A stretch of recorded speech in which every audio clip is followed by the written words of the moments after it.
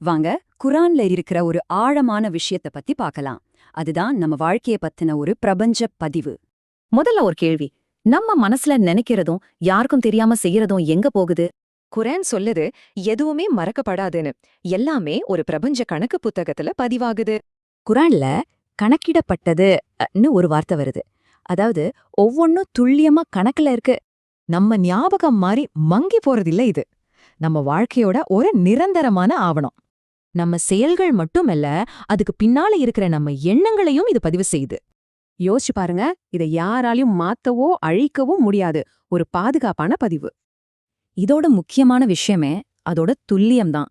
நம்ம ஞாபக சக்தியை விட பல மடங்கு மேலானது. வாங்க ஒப்பிட்டு பார்க்கலாம். நம்ம ஞாபகம் அடிக்கடி தப்பாகும். ஆனா இந்த பதிவு அப்படி இல்ல. சரி, இவ்வளவு துல்லியமான ஒரு பதிவு இருக்குன்னா அதோட நோக்கம் என்னவா இருக்கும்? இதோட முக்கிய நோக்கமே முழுமையான நீதிதான். ஒவ்வொரு செயலுக்கும் ஒரு கணக்கு இருக்கு. இதுல 2 விஷயம் இருக்கு. நாம செய்யற நல்லது கவனிக்கப்படும்னு ஒரு ஆறுதல், தப்பு மறக்கப்படாதுன்னு ஒரு எச்சரிக்கை.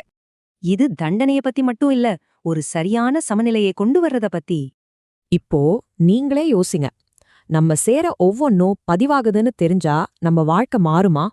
இந்த விழிப்புணர்வு 3 படிகள்ல நம்மள ஒரு அர்த்தமுள்ள வாழ்க்கைக்கு கூட்டிட்டு போகும். இந்த மாதிரி யோசிக்கும் போது நம்ம எடுக்கிற சின்ன சின்ன முடிவுகளுக்கு கூட ஒரு பெரிய அர்த்தம் கிடைக்குது. அதனால நம்ம பேச்சிலயும் சரி செயல்லயும் சரி இன்னும் கொஞ்சம் கவனமா இருக்கணும் இல்லையா? நம்ம வாழ்க்கைங்கிறது நாமளே எழுதுற ஒரு கதை மாதிரி. அந்த பேனா நம்ம கையில தான் இருக்கு. ஒவ்வொரு நாளும் ஒரு புது பக்கம். நம்ம எடுக்கிற ஒவ்வொரு முடிவும் ஒரு புது வார்த்தை.